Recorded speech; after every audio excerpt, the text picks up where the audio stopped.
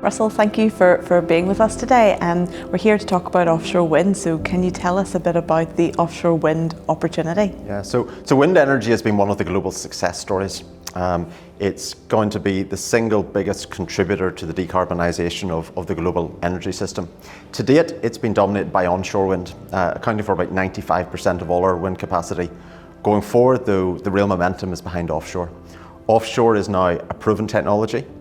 The cost has more than halved in the past number of years. It's got policy support behind it. It's got investment support behind it. It's a technology that enables us to deliver huge volumes of renewable energy in a relatively small footprint. And we're going to see it dominating the energy system going forward. Forecasts are saying that we're going to see a more than 7 times increase in global deployment of offshore over the next decade, and that's just incredible. Thanks. So moving on then, can you tell us a bit about what the opportunity in the supply chain is for Northern Ireland businesses? Northern Ireland has a fabulous track record in renewable energy. Back by 2020, we were world leading in the amount of renewable energy that we were able to integrate onto our system, even more incredible given that we're an island.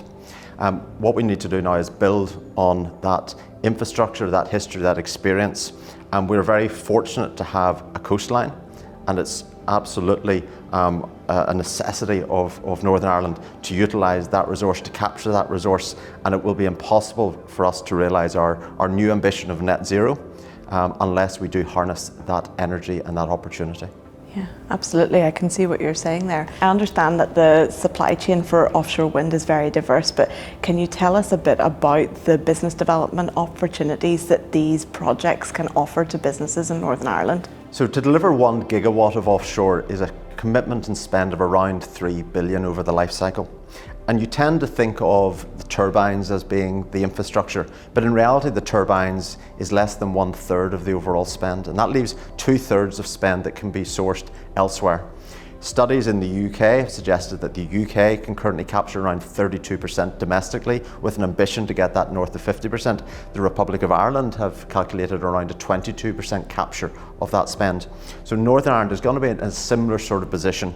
So we're able to capture a proportion of that spend. Our ambition should be to increase that spend, and already we have members of the Northern Ireland community who are contributing. So we have Harland & Wolff who are already currently building foundation systems for the Scottish offshore project NART.